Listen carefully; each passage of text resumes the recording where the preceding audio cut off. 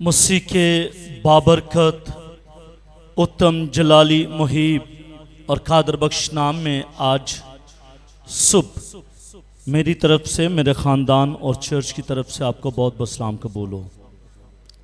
उन तमाम ज़िंदगियों को भी जो बैरून मुल्क में मुकीम हैं अपने ख़ानदानों के साथ, और इस वक्त वो मुझे लाइव देख रहे हैं, मैं उनके लिए भी बरकत और सलामती की दुआ मांगता हूँ और खुदा से दुआ करता हूँ कि खुदावंद उन तमाम ज़िंदगियों को जो आज ऑनलाइन मुझे वॉच कर रही हैं, खुदावंद उन तमाम तर ज़िंदगियों को कसरत की बरकत दे और ये कलाम उनकी ज़िंदगी में सरायत करे और जलाल खुदा के नाम को मिले। आमीन, हालेलुया। आइए मेरे साथ निकालिएगा मुकाशवा की किताब। जैसा कि आप सब लोग जानते हैं कि हमने मुकाशवा की किताब के 6 अबवाब को हमने ख़त्म कर लिया है और आज सुबह हम मुकाशवा की किताब के 7वें बाब पर नजर सानी करेंगे और इन आयात में से अपनी बरकत को तलाश करेंगे। इन आयात में से हम देखेंगे कि खुदा मेरे साथ और आपके साथ क्या कलाम करने वाला है। आमीन। निकालिएगा मेरे साथ यूहन्ना आरिफ का मुकाशवा, उसका 7वां बाब और उसकी पहली 3 आयात मैंने व्हाइट बोर्ड पर भी लिखवा दी हैं। मुकाशवा की किताब उसका 7वां बाब और उसकी पहली 3 आयात, सफ़ा नंबर 247 पर ये इक्तबास आपको मिलेगा। आए खुदावंद की आवाज को समात फरमाएगा। हालेलुया। सोने वाले सब जाग उठें, सोने वाले सब जाग उठें, क्योंकि खुदा का कलाम आप पर नाजिल होने वाला है। आमीन। मुकाशवा की किताब उसका 7वां बाब और उसकी पहली 3 आयात, सफ़ा नंबर ने अहदनामे में 247 पर यह इक्तबास आपको मिलेगा। आए सब खुदावंद की आवाज को समात फरमाइएगा। इसके बाद मैंने जमीन के चारों कोनों पर 4 फरिश्ते खड़े देखे। वो जमीन की चारों हवाओं को थामे हुए थे। It's very strange. ताकि जमीन या समुंदर या किसी दरख्त पर हवा ना चले। फिर मैंने एक और फरिश्ते को जिंदा खुदा की मोहर लिए हुए मशरक से ऊपर की तरफ से आते देखा। उसने उन चारों फरिश्तों से जिन्हें जमीन और आसमान को जर पहुंचाने का इख्तियार दिया गया था, बुलंद आवाज से पुकार कर कहा कि जब तक हम अपने खुदा के बंदों के माथे पर मुहर ना कर लें, जमीन और समुंदर और दरख्तों को जर ना पहुंचाना। खुदा के पाक कलाम का पढ़ा, सुना और समझा जाना मेरे लिए बाइस बरकत हो। सब कहेगा आमीन। बुलंद आवाज के साथ कहेगा आमीन। ज़बूरों की किताब एक होशाना येलो कलर की, वो प्लीज मुझे दे दीजिएगा। हालेलुया। मेरे अज़ीज़ों, आज मेरा टॉपिक है इस्राएल के बकिए पर मोहर करना। Thank you. इस्राएल के बकिए पर मोहर करना, ceiling the remnant of Israel, या मैं इसको यूं भी कह सकता हूं कि खुदा के बंदों पर मोहर करना, छाप करना। The seal of God's servant, खुदा के बंदों पर मोहर करना या इस्राएल के बकिए पर मोहर करना, दोनों टॉपिक हम कह सकते हैं। मेरे अज़ीज़ों, छठे बाप का इख्तिताम होता है। छठे बाप के अंदर हम 6 मोहरों को खोलते हैं, 6 सील्स को हम ओपन करते हैं। 7वीं मोहर होना तो यह चाहिए था कि 7वीं मोहर 7वें बाप के अंदर होती, ताकि एक तसलसल कायम रहता। लेकिन 7वीं मोहर 7वें बाप में नहीं बल्कि 8वें बाप में खोली जाएगी। छठे बाप और 8वें बाप का दरमियानी जो हिस्सा है, यह 7वां बाप है। और यह 7वां बाप इंतहाई ही अहम बाप है, क्योंकि इस 7वें बाप के अंदर इस्राएल के बकिए पर मोहर की जाएगी। और ये अरसा 7 मोहरों की आयतों के तसलसल को तो मुनक़ता कर देता है, खत्म कर देता है, क्योंकि तसलसल टूट जाता है। हमने देखा छठे बाप के अंदर, देखा पहली सील, दूसरी मोहर, तीसरी, चौथी, 5वीं और फिर छठी मोहर, एक तसलसल के साथ मोहरों को खोला गया। तसलसल अब कायम नहीं बल्कि अब तसलसल मुनक़ता हो जाता है।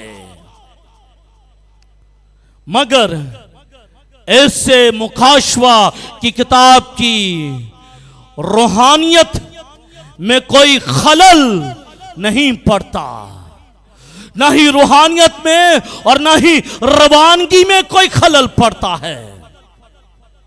इन आयतों के बीच में एक बड़ी तबाही नाजिल होने वाली है, एक बड़ा डिस्ट्रक्शन होने वाला है। और खुदा एक छोटे से वफ़े का ऐलान करता है। आप मेरी बात समझ गए होंगे। 6 मोहरें छठे बाप में खोली गई। आगे 7वां चैप्टर आता है, लेकिन 7वें चैप्टर में 7वीं मोहर नहीं खोली गई, 8वें चैप्टर में खोली जाएगी। अब ये जो 7वां चैप्टर है, बेशक एक तसलसल तो कायम नहीं रहा, तसलसल मुनक़ता हो गया है, लेकिन तसलसल मुनक़ता जरूर हुआ है, लेकिन रवानगी जोन सी है वो कायम और दायम है। रवानगी में कोई फर्क नहीं पड़ेगा, क्योंकि अब इस 7वें चैप्टर के अंदर 7वें बाप में खुदा एक बड़ा काम करने वाला है। खुदा इस वफ़े का ऐलान करता है। एक फरिश्ता जो जिंदा खुदा की मोहर लिए हुए खड़ा है, उसके पास एक सील है, उस सील को लिए हुए खड़ा है। और वो चारों फरिश्तों को जो जमीन के चारों कोनों पर खड़े हैं, वो फरिश्ता बुलंद आवाज से पुकार कर कहता है, ये जमीन है, ये जमीन है। आप समझ लीजिएगा, ये जमीन है और इसके चारों कोनों पर 4 फरिश्ते खड़े हैं। एक एक कोने पर क्या खड़े हैं? फरिश्ते खड़े हुए दिखाई देते हैं। फरिश्ते तो दिखाई दिए हुए खड़े हैं, लेकिन एक और फरिश्ता मशरक से भी ऊपर से आता है और इन चारों फरिश्तों से कहता है, बुलंद आवाज से कहता है, और कहता क्या है? ठहर जाओ। फरिश्तों को कहता है, भाई ठहर जाओ, जब तक हम अपने खुदा के बंदों के माथों पर मोहर ना कर ले। You have to stop. आपको रुकने की जरूरत है, आपको ठहरने की जरूरत है, आपको कोई ऐसा काम नहीं करने की जरूरत, आपको इंतजार करने की जरूरत है। कौन सा फरिश्ता कहता है? वो फरिश्ता जो मशरक से ऊपर की तरफ से आता है, वो अकेला फरिश्ता है। और वो अकेला फरिश्ता जो है इन चारों फरिश्तों को जो कहता है कि ठहर जाओ। देखिएगा, ये बुक आ रही है ऑनलाइन, ये बुक आ रही है। Yes, okay. ये 4 फरिश्ते जमीन के चारों तरफ खड़े हैं, और मशरक से जो एक फरिश्ता है वो आता है और इन चारों फरिश्तों को कहता है, भाई ठहरो, अभी आपने कुछ नहीं करना, रुक जाओ, जब तक कि मैं खुदा के बंदों के माथों पर मोहर ना कर लूं, उस वक्त आपने कुछ नहीं करना। काम क्या था इनका? काम क्या था इन चारों फरिश्तों का? यह भी देख लीजिएगा। इसके बाद मैंने जमीन के चारों कोनों पर चार फरिश्ते खड़े देखे, वो जमीन की चारों हवाओं को थामे हुए थे। इसका मतलब है कि ये जो चार फरिश्ते हैं, ये जमीन की चारों तरफ की जोन सी हवाएं हैं, इनको थामे हुए हैं, ताकि ज़मीन या समुंदर या किसी दरख्त पर हवा ना चले। इनका काम यह है कि ये हवाओं को रोके हुए हैं, ये हवाओं को रोकने की कुदरत और ताकत रखते हैं। लेकिन एक और फरिश्ता नाजिल होता है और उनसे कहता है, अभी आपने कुछ काम नहीं करना। अदालत का वफ़ा, अदालत का वफ़ा, अदालत का वफ़ा क्या है? क्यों खुदा वफ़े का ऐलान करता है? हम अक्सर टीवी पर ड्रामे देखते हैं और ड्रामा चलता चलता चलता चलता जब एपिसोड चलता है तो एक वफ़ा आ जाता है ना, वो बड़ा ही हमें जो सा वो बिजार सा करता, वो तसलसल टूट गया, क्या होगा। वो वफ़ा जो है वो तकरीबन 1 मिनट का होता है और वो 1 मिनट में वो मशहूरियाँ देता है और फिर उसके बाद चला जाता है और फिर तसलसल कायम रहता है। ये वो वफ़ा नहीं है, ये वो वफ़ा नहीं है। ये वफ़ा अदालत का वफ़ा है। वो अहम नहीं लेकिन ये अहम है। वो वफ़ा अहम नहीं लेकिन ये वफ़ा अहम है, क्योंकि ये खुदा की तरफ से है। वो वफ़ा रुपये पैसे कमाने की तरफ से है, लेकिन ये वफ़ा खुदा ने इस वफ़े को इसलिए रखा, छठी मोहर के बाद इस वफ़े को खुदा ने इसलिए रखा ताकि कौम बनी इसराइल के बकिए पर वो मोहर कर सके। आमीन। अदालत में वफ़ा क्या है? खुदा के बेहद तहम्मुल या बर्दाश्त की अक्कासी करता है कि खुदा तहम्मुल करके ठहरा हुआ है, खुदा बर्दाश्त करके ठहरा हुआ है, ये इस बात की अक्कासी करता है। और खुदा की मोहब्बत और खुदा की फिक्र जो अपने बरगज़ीदों के लिए वो रखता है, इसको जाहिर करता है कि मैं अपने लोगों से मोहब्बत और प्यार करता हूं। जिस तरह खुदा आपसे मोहब्बत और प्यार करता है, खुदा जिस तरह गुनहगार से मोहब्बत और प्यार करता है, खुदा गुनाह से मोहब्बत नहीं करता, लेकिन खुदा गुनहगार से जरूर मोहब्बत करता है। और खुदा ये चाहता है कि इस गुनहगार की जो तौबा तक है वो नौबत आ जाए, ये तौबा की तरफ रागिब हो जाए।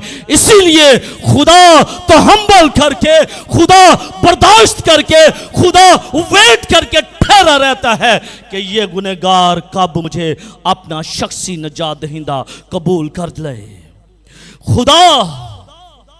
खुदा इस वफ़े में 1,44,000 अशखास पर मोहर करने वाला है। अगली आयात में हम देखेंगे, जब हम मुकाशवा की किताब उसके 7वें बाब और उसकी 4th, 5वीं और 6ठी आयत को जब हम देखेंगे तो वहां पर हमें पता चलेगा कि खुदा याकूब के जो 12 बेटे, याकूब के 12 बेटों में से मोहर करेगा। हालेलुया। खुदा उन पर मोहर करना चाहता है। खुदा 1,44,000 अशखास पर मोहर करेगा, इस बकिए पर मोहर करेगा। ये जो वफ़ा है, ये जो ड्यूरेशन है, 6ठे बाब से 8वें चैप्टर के अंदर हम देखते हैं, ये जो 7वां चैप्टर है ये वफ़े का दुरानिया है। और इस वफ़े के दुरानिये पर खुदा 1,44,000 का तोहफ़्फ़ कर लेगा। खुदा इनको महफूज कर लेगा, खुदा इनको बचा लेगा, खुदा इनको सेपरेट कर लेगा, खुदा इनको अपने पास बुला लेगा, अलहदा कर लेगा। खुदा क्यों? क्योंकि उन पर बरे के माथे पर उनकी मोहर होगी। खुदा इनको सेपरेट कर लेगा। मेरे अज़ीज़ों, हम जानते हैं कि सदोम और अमूरा बर्बाद करने से पहले खुदा आरजी तौर पर अदालत को मुलतवी करता है। आरजी तौर पर अदालत को मुलतवी करता है। और वो आरजी तौर पर अदालत को मुलतवी क्यों करता है? अदालत तो जारी रहनी चाहिए थी, लेकिन आरजी तौर पर वो अदालत को मुलतवी करता है क्योंकि सदोम और अमूरा के अंदर एक रास्तबाज शख्स था और खुदा एक रास्तबाज शख्स की वजह से उस अदालत को मुलतवी करता है। आरजी तौर पर, पार्शली तौर पर वो मुलतवी करता है ताकि खुदा अपने फरिश्ते को सदोम और अमूरा के अंदर भेजे और उस रास्तबाज शख्स को और उसके खानदान को सेव कर ले। खुदा चाहता है, खुदा अपने लोगों को सेव करना चाहता है। खुदा लूत और उसके खानदान को, जो रासबाज शख्स था, उसको सेव करना चाहता था।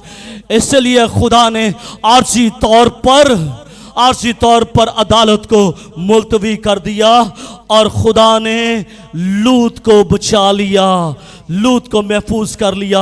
अब इसी तरह अदालत तो जारी थी, 6 मोहरें तो खोली गई थी, अदालत तो जारी थी। 7वीं मोहर खोलने से पहले खुदा ने यह सोचा कि इससे पहले कि मैं 7वीं मोहर को, 7 सील्स को ओपन करूं, इससे पहले जरूरत इस बात की है कि मैं इस्राएल के बकिए पर मोहर कर दूं ताकि ये अदालत का सामना न करने पाए, ये सेफ हो जाए, ये महफूज हो जाए, ये बच जाए। और आज भी खुदा आपसे यही चाहता है, खुदा आपको सेव करना चाहता है, खुदा आपको सेव करना चाहता है, खुदा आपको महफूज करना चाहता है।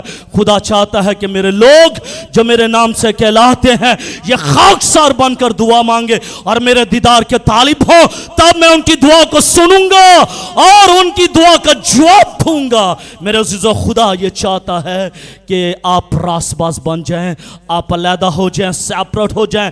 खुदा आपको डेडिकेट करना चाहता है। इससे पहले कि यीशु मसीह अपनी कलीसिया को लेने के लिए आए, दुल्हन को लेने के लिए आए, वो चाहता है कि आप जो मेरे नाम से कहलाते हैं, आप जो गुनहगार हैं, मैं जो गुनहगार हूँ, खुदा हमें चाहता है कि हम अपने गुनाहों का इकरार करें, उसे शख्सी निजात दहिंदा कबूल करें और उसकी पैरवी में आ जाएं। हालेलुया। खुदा तो हम्बल करके ठहरा हुआ है। अदालत में वफ़े का पर्पज़ ही यही है, पर्पज़ ही यही है कि वो तो हम्बल करके ठहरा हुआ है ताकि मैं और आप बच जाएं, ताकि मैं और आप बच जाएं। आमीन। कौन कौन बचना चाहता है? कौन कौन बचना चाहता है? हम सब बचना चाहते हैं। हम चाहते हैं कि हम पर मोहर हो जाए, लेकिन अगर हम ये चाहते हैं कि हम पर मोहर हो जाए, then we have to do something. मैंने अक्सर, मेरी एक अपनी कोटेशन है, when we do something for God, जब हम खुदा के लिए कुछ करते हैं, जब हम खुदा के लिए कुछ करते हैं, then God do each and everything for us, तब खुदा हमारे लिए वो सब कुछ कर देता है जो हमारी ज़रूरत होती है। आमीन। हमें कुछ करने की ज़रूरत है, हमें कुछ करने की ज़रूरत है। अगर हम कुछ करेंगे तो हम बहुत कुछ पाएंगे, और अगर हम कुछ नहीं करेंगे तो हम कुछ भी नहीं पाएंगे। आमीन। पहला नुक्ता, 4 फरिश्तों का हवाओं पर इख्तियार। 4 फरिश्ते, ये नजर आ रहा है येलो बुक, थैंक यू। ये समझ लीजिएगा कि यह जमीन है और जमीन के चारों कोनों पर क्या है? 4 फरिश्ते हैं। ये खड़े हुए हैं। जुमला क्या है? सेंटेंस क्या है? सेंटेंस पर गौर कीजिएगा। जमीन के चारों कोने, जमीन के चारों कोने, जमीन के चारों कोने ये जाहिर करते हैं कि जो जमीन की शक्ल है वो गोल नहीं है। जमीन क्या है बताइएगा? जमीन क्या है? गोल। लाइक किस तरह की? बेजवी। लाइक जिस तरह अंडा होता है उस तरह गोल है। जमीन गोल है, जमीन गोल है। क्या जमीन चौरस तो नहीं है? बोलिएगा, बोलिएगा, जमीन चौरस तो नहीं है? ये चौरस है। जमीन चौरस तो नहीं है ना? बोलिएगा, आप देख रहे हैं? आप देख रहे हैं? बोलिएगा, आप देख रहे हैं? आप सुन रहे हैं? आप समझ रहे हैं? तो ये क्या है? ये गोल है या चौरस है? चौरस है। तो खुदा का कलाम ये कहता है कि जमीन के चारों कोनों, ये चार कोने हैं। अब जो बेज़वी है उसके चार कोने कैसे होंगे? It's difficult. या तो जमीन जो है वो चौरस हो, या फिर जमीन जो है वो रेक्टेंगल की सूरत में हो, मुस्ततील हो। इसको हम उर्दू में मुस्ततील कहते हैं और उसको मुरब्बा कहते हैं। या तो जमीन मुरब्बा हो या फिर जमीन जो है वो मुस्ततील हो, यानी कि रेक्टेंगल की सूरत में हो, या फिर ये चौरस हो, ये जिसको हम मरब्बे की सूरत में कहते हैं, ये हो। ये दो हो तो हम ये सोच सकते हैं कि चार कोनों पर फरिश्ते हैं। लेकिन चूंकि जमीन जो है वो बेज़वी है, हम ये किस तरह हम ये कह सकते हैं कि ये कह सकते हैं ये गोल है, राउंड शेप में है। जमीन इस तरह की तो नहीं है। लेकिन अब मुझे ये बताएं कि इस तरह की अगर जमीन हो तो इसके चार कोने किस तरह निकल सकते हैं? क्यों भाभी जी? जब इस तरह की गोल जमीन हो तो इसके चार कोने कैसे निकल सकते हैं? चार फरिश्ते कहां पर खड़े हो सकते हैं? समझने वाली ये बात है, समझने वाली बात है। वाकई जमीन बेज़वी है, गोल है, जमीन चौरस नहीं है। जमीन जो है वो मुस्ततील भी नहीं है, रेक्टेंगल भी नहीं है। लेकिन खुदा का कलाम ये फरमाता है कि जमीन के चारों कोने ये जाहिर करते हैं कि जमीन की शक्ल गोल नहीं है बल्कि मुरब्बा या मुस्ततील है, जिसके चार कोने होते हैं। इसका मतलब है कि ये जमीन तो इस तरह की नहीं है। हकीकत क्या है? हकीकत क्या है चार कोनों की? चार कोनों पर जो फरिश्ते खड़े हैं उसकी हकीकत क्या है? रियलिटी क्या है? मेरे अज़ीज़ों, हकीकत यह है कि जमीन के चारों कोने चार सिमतों की तरफ इशारा करते हैं। क्या? चार सिमतों की तरफ इशारा करते हैं। ये चार सिमतें हैं, शुमाल, जनूब, मशरक और मगरब। खुदा का कलाम यह कहता है कि जमीन पर चारों सिमतों पर, खुदा का कलाम यह कहता है कि जमीन की चारों सिमतों पर, चारों सिमतों पर चार फरिश्ते खड़े हुए हैं। बेशक जमीन गोल हो, बेशक जमीन बेज़वी हो, बेशक जमीन लंबी हो, बेशक जमीन छोटी हो, जैसी मर्जी जमीन क्यों ना हो, खुदा का कलाम यह कहता है कि खुदा के फरिश्ते जो हैं सिमतों की तरफ खड़े हुए हैं। एक शुमाल की तरफ, दूसरा जनूब की तरफ खड़ा है, तीसरा मशरक की तरफ खड़ा है और चौथा जो है वो मगरब की तरफ खड़ा हुआ दिखाई देता है। और खुदा का पांचवा फरिश्ता जो है उनसे कहता है कि जब तक कि मैं मोहर ना कर लूं तुमने कोई ऐसा काम नहीं करना। मेरे अज़ीज़ों, इन चारों फरिश्तों के पास इख्तियार क्या है? उसके पास तो इख्तियार है कि उसने मोहर करनी है। इनके पास, चारों फरिश्तों के पास इख्तियार क्या है? इन चारों फरिश्तों के पास इख्तियार यह है कि यह हवाओं को रोकने की कुदरत और ताकत रखते हैं। ये कहते हैं हवा चले, हवा चलती है। ये कहते हैं हवा रुक जाए, हवा रुक जाती है। हवा,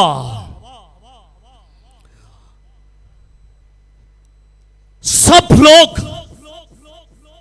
पूरी दुनिया के लोग हवा साकिन होने के असरात को महसूस करती है।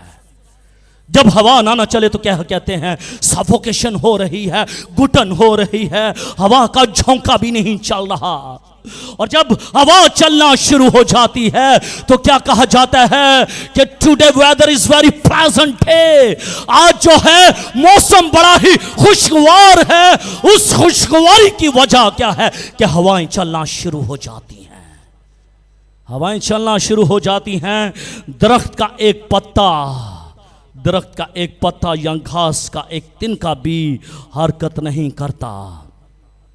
सब चीजें जो हवा की हरकत से मुतासिर होती हैं इस वक्त जामद हैं, साकिन हैं, उनके अंदर जान नहीं, वो बुत की तरह खड़ी हैं, वो हिल नहीं सकती, वो हरकत नहीं कर सकती। ऐसा मालूम होता है कि हवाएं चलना चाहती हैं, हवाएं तो चलना चाहती हैं, लेकिन इन फरिश्तों के हुक्म की वजह से वो चल नहीं सकती। इलाही कुदरत से फरिश्तों के वसीले से रुकी पड़ी हुई हैं ये हवाएं चल नहीं सकती।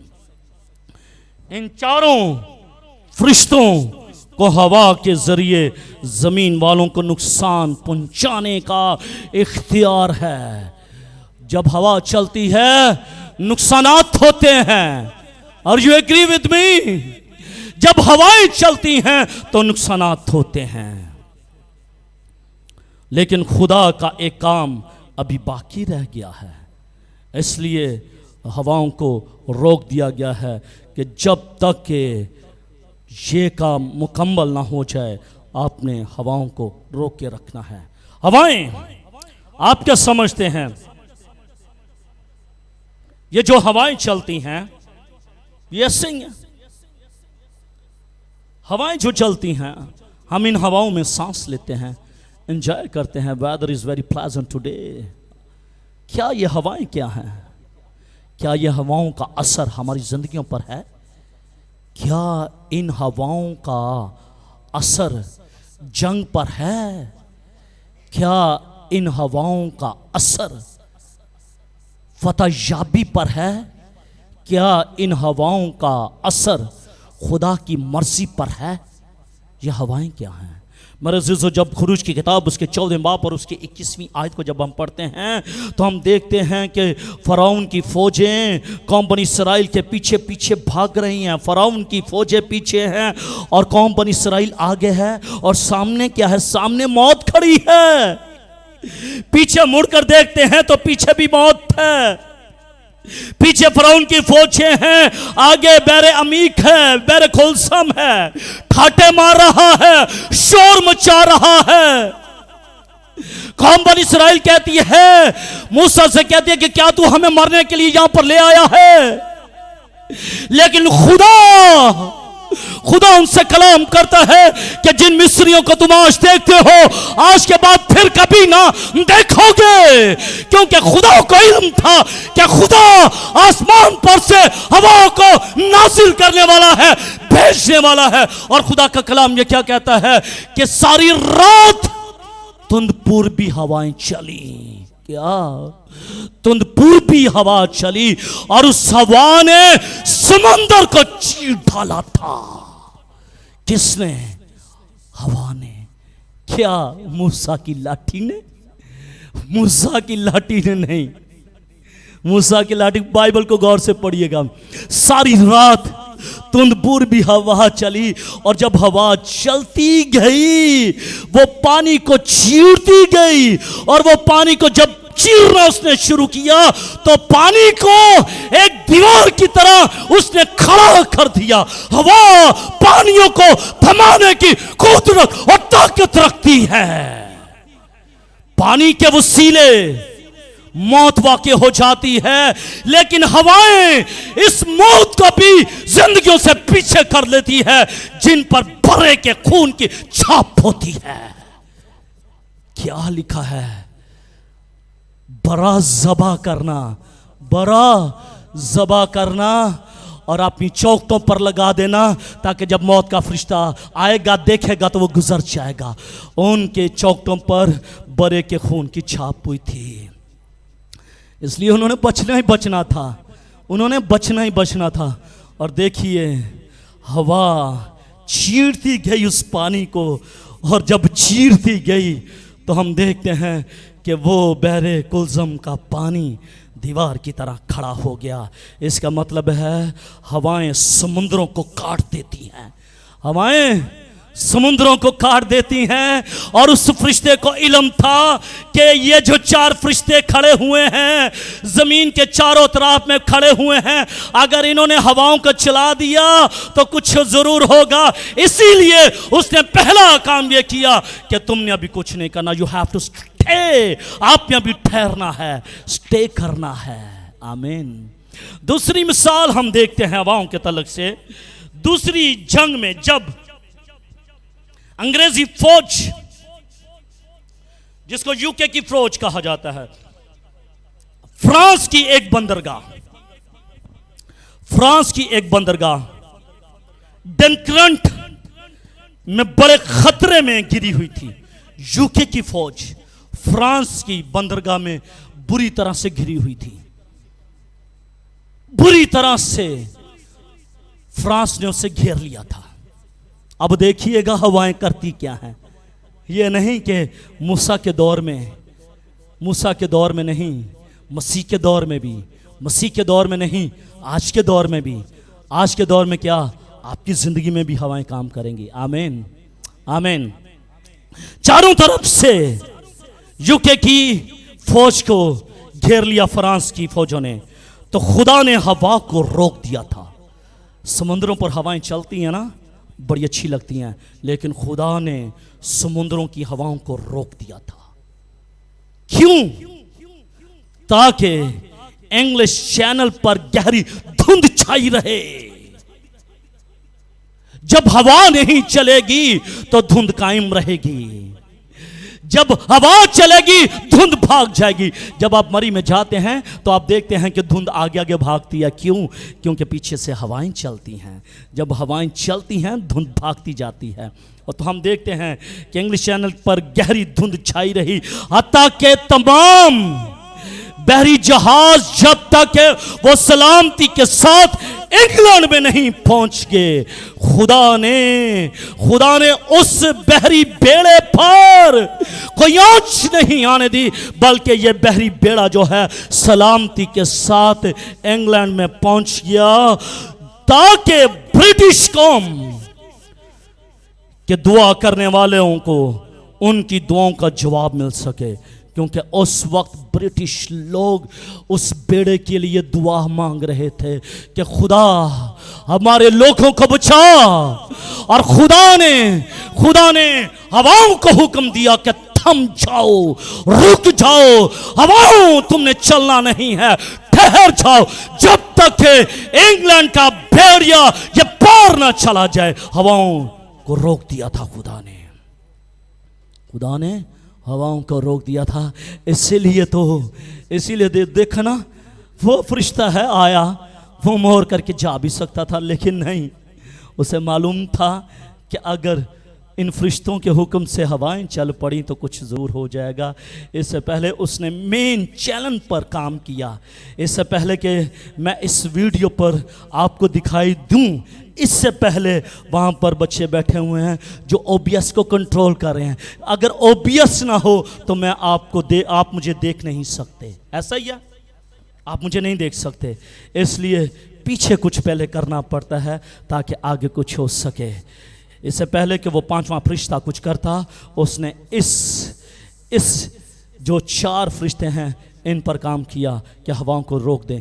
तीसरी मिसाल हमें ये मिलती है, इसी तरह की मिसाल मिलती है कि पहली जंग अजीम में जब जर्मन फौज ने फ्रांस पर जहरीली गैस को भेजा ताकि फ्रांस मर जाए, ताकि उसके फौजी हलाक हो जाएं, लेकिन खुदा ने देखा था कि फ्रांस के लोग जो हैं वो मुझसे मोहब्बत और प्यार करते हैं, और जर्मन के लोग जो हैं वो मुझसे इस कदर मोहब्बत और प्यार नहीं करते। इसीलिए खुदा ने आसमान पर से हवा को भेजा और उस जहरीली गैस का रुख उसने बदल दिया, और जब रुख बदला तो उसका जहरीली जो गैस थी उसका रुख जर्मन की तरफ हो गया और जर्मन के बहुत सारे लोग मारे गए। खुदा हवाओं को भेजकर जिंदगियों को बचा लेता है, और खुदा हवाओं को भेजकर जिंदगियों को मौत के घाट उतार देता है। यही पर्पस था। इसी तरह जब कौम बनी इस्राएल गुजर गई तो हवाएं चलना बंद हो गई, हवा साकिन हो गई, और जैसी हवा उस बैर कुलज़म से उठी तो पानी से जा मिला, पानी से जा मिला। जब हवाएं साकिन हो जाती हैं तो मौत की वादियां छा जाती हैं, और जब हवाएं रुकती हैं तो कुदरत का काम शुरू हो जाता है। आमीन। ये था 4 फरिश्तों को जो हुक्म मिला था कि भाई तुमने अभी कुछ नहीं करना, ठहरे रहना, क्योंकि हवाओं के वसीले से बहुत कुछ हो जाता है। अब पांचवें फरिश्ते का 4 फरिश्तों पर इख्तियार। ये पांचवा फरिश्ता पहले 4 फरिश्तों से ज्यादा इख्तियार वाला है। इनके पास भी इख्तियार है, लेकिन जो 5वां फरिश्ता है ना उसके पास इख्तियार ज़्यादा है। जो 5वां फरिश्ता है उसके पास इख्तियार ज़्यादा है, और कहा ये जाता है कि ये मिकाईल फरिश्ता है, और इसके पास जिंदा खुदा की मोहर है। इसके पास जिंदा खुदा की मोहर है। आमीन। जिसके पास मोहर होगी इख्तियार तो उसी के पास होगा ना।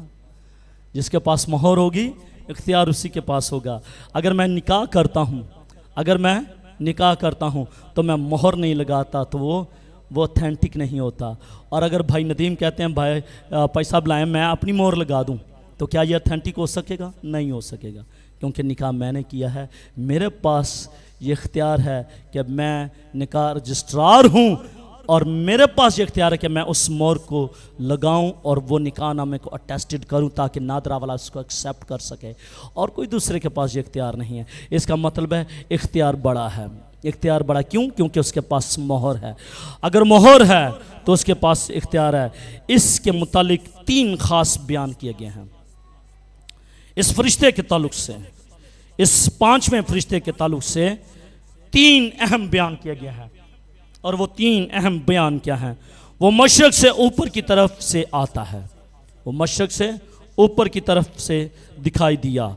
मशरक के लिए जो यूनानी लफ्ज़ इस्तेमाल हुआ है उसका मतलब है सूरज का तलू होना। सूरज का तलू होना। यह फरिश्ता खुदा के बड़े ताकतवर कासिदों में से एक कासिद है, इसीलिए तो इसको मिकाईल फरिश्ता कहा जाता है। और बास कहते हैं कि ये फरिश्ता खुद यसु मसीह है। लेकिन मेरे अज़ीज़ों, जब हम मलाकी की तरफ पढ़ते हैं उसके 4 बाब और उसकी 2 आयत को मुताला करते हैं, जहाँ पर यसु मसीह को आफताब सदाकत कहा गया है, लेकिन मसीह खुदावंद खुद नहीं हो सकते। ये 5वां जो फरिश्ता है ये मसीह खुदावंद खुद नहीं हो सकते। दूसरी बात इस फरिश्ते के ताल्लुक से यह है कि ये फरिश्ता जिंदा खुदा की मोहर लिए हुए है, और मोहर मलकियत, मोहर इख्तियार को जाहिर करती है। बस ये फरिश्ता मुर्दा देवताओं, ये फरिश्ता गैर अक़वाम के बुतों के मुकाबले में जिंदा खुदा की नुमाइंदगी करता है। इसलिए ये अजीम है, ये बड़ा है, इसके पास इख्तियार है और इसके पास अथॉरिटी है, इसके पास मलकियत है। क्योंकि इसके पास वो मोहर है। और तीसरी बात, इस फरिश्ते के पास 4 फरिश्तों के लिए एक पैगाम है। एक पैगाम इसके पास है जो उसने इन चारों फरिश्तों को दिया, लेकिन इन चारों फरिश्तों के पास कोई पैगाम नहीं है कि उसको दे सके, कह सके, यानी कि आर्गूमेंट्स कर सके, भाई हमें तो खुदा ने यहाँ पर मुकर्रर किया, हमें तो हवाएं चलाने के लिए, हमें तो हवाओं को रोकने के लिए यहाँ पर कायम किया है, हम क्यों? आर्गूमेंट्स नहीं है।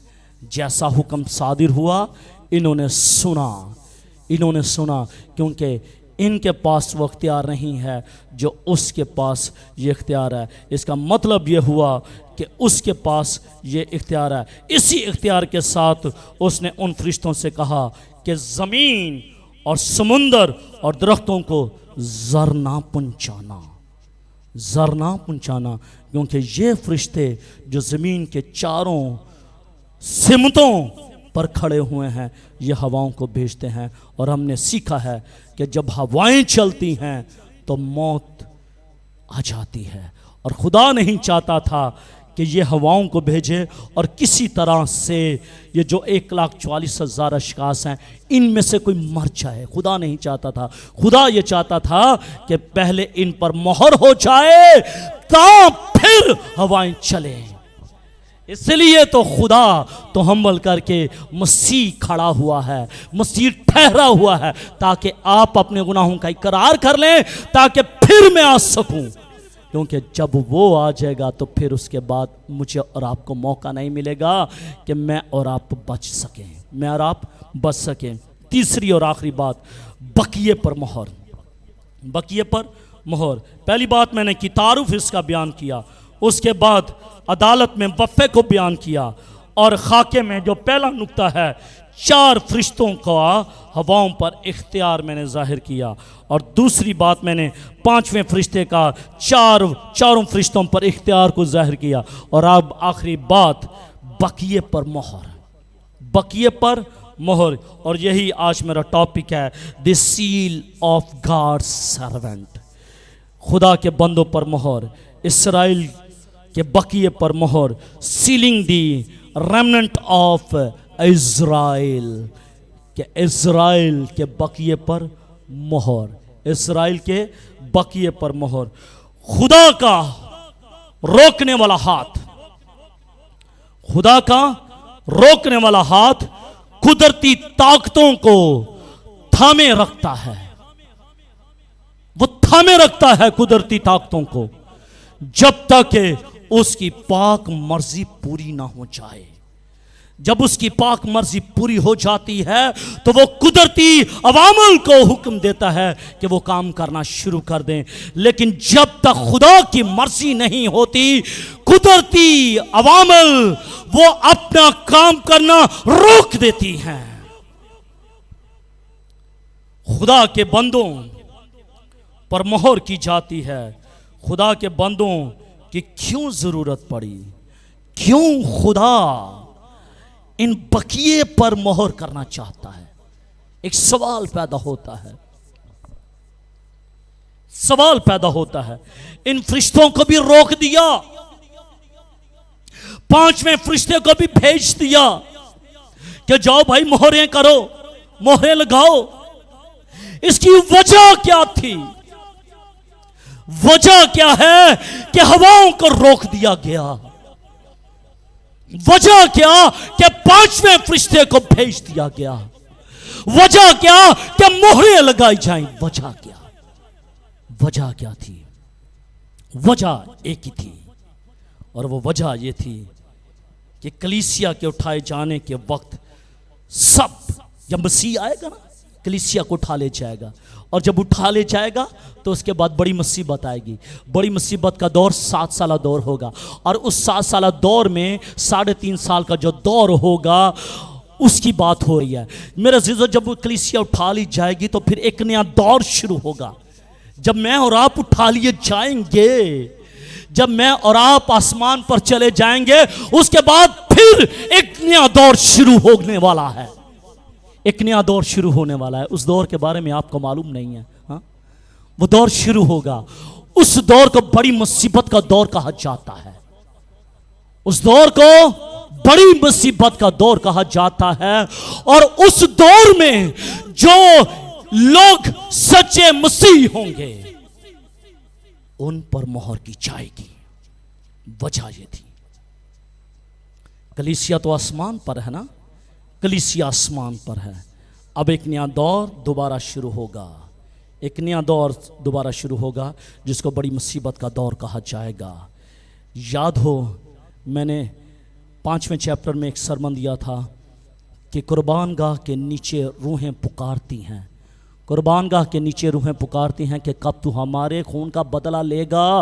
वो बड़ी मुसीबत की रूहें होंगी जो कत्ल की जाएंगी। अब यही वजह थी कि कलीसिया तो आसमान पर उठा ली गई है। अब एक नया दौर शुरू होगा, वो बड़ी मुसीबत का दौर शुरू होगा। और उस बड़ी मुसीबत के दौर में खुदा ये चाहता है कि रूहानी खला पैदा ना हो, रूहानी खलान पैदा ना हो, बल्कि वो एक नए ग्रुप के साथ उस खला को पूरा करना चाहता है ताकि ईमानदार लोगों को वो अलहदा कर सके। इसीलिए तो उस दौर में खुदा उस फरिश्ते को भेजता है।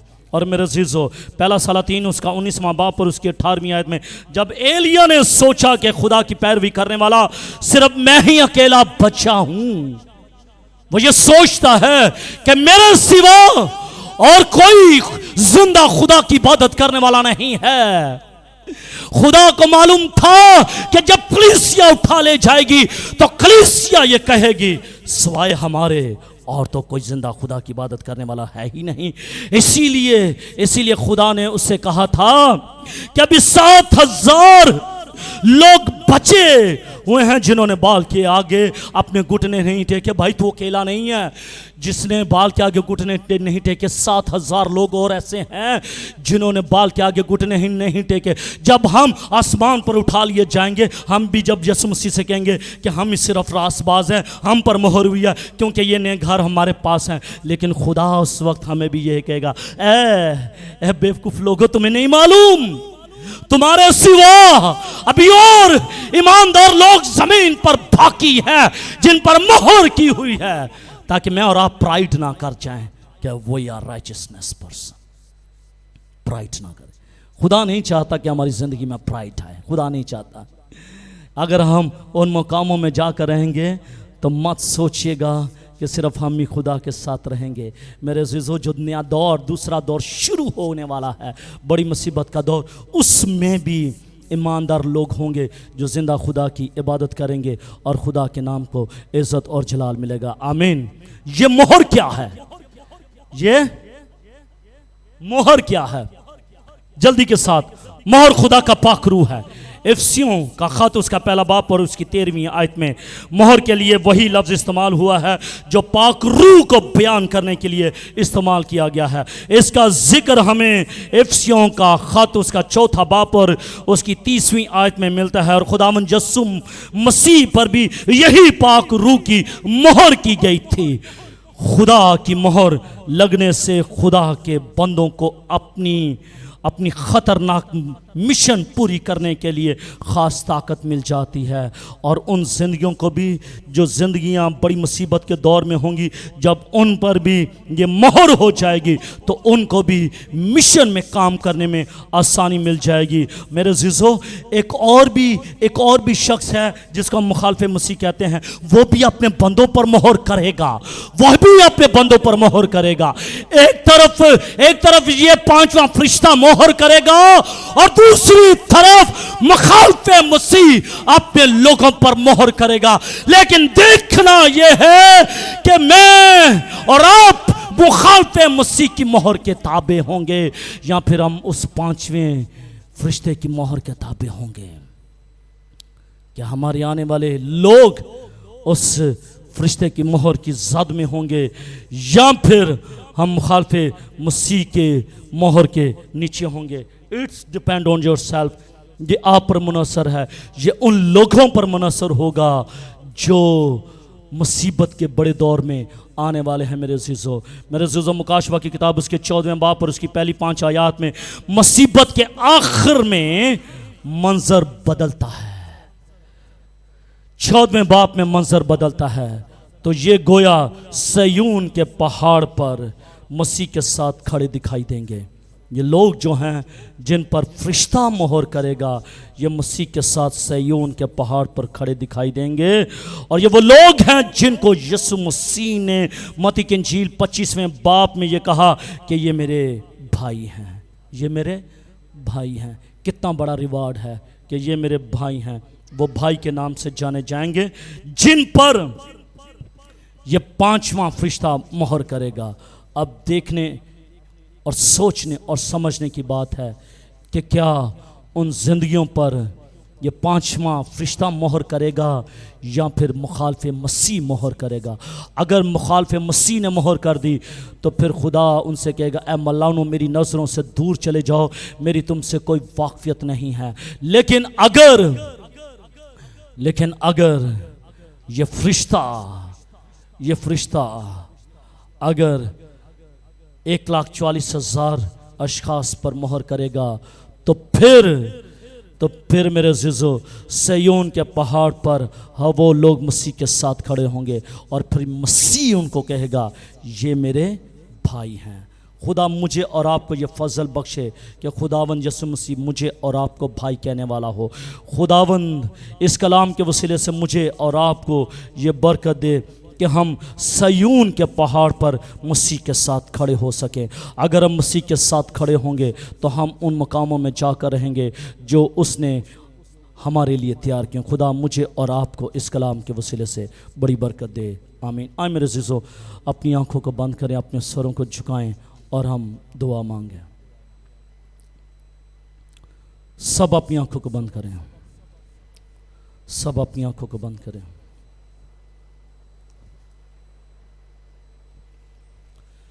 हालेलुया।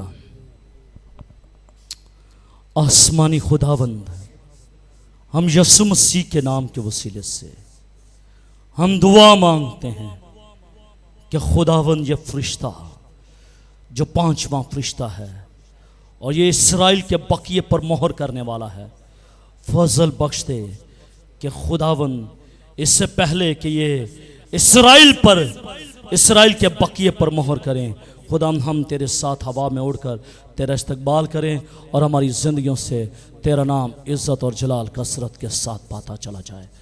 अपने लोगों को छू दे खुदाया, ये कलाम इनकी ज़िंदगियों में सरायत कर जाए, ये कलाम इनकी ज़िंदगियों में जड़ पकड़े खुदा। और खुदावन मुसीबत की बड़े दौर में खुदावन बेशक मोहर होगी, लेकिन खुदावन इस दौर में भी तो अपने बेटे के खून के वसीले से हमारी जिंदगियों पर भी मोहर कर दे, ताकि हम भी सेपरेट हो जाएं, अलहदा हो जाएं और हमारी जिंदगियों से खुदावन तेरा नाम जलाल पाए। बड़ी बरकत दे। ये सब कुछ मांग लेते हैं तेरे अब्दी जलाली बाबरकत और पुरस्मा नाम के वसीले से, आमीन आमीन। हालेलुया। आए बुलंद हाथ कीजिएगा, अपने दाहिने हाथ को बुलंद कीजिएगा। Hallelujah hallelujah hallelujah. मरानाथा। खुदा मुझे और आपको बड़ी बरकत दे, आमीन। God hallelujah. आइए भरपूर तालियां खुदा के पाक कलाम के लिए, खुदा के खादम के लिए जिन्होंने बड़ी मेहनत के साथ खुदा की जिंदा आवाज़ को हम तक पहुंचाया।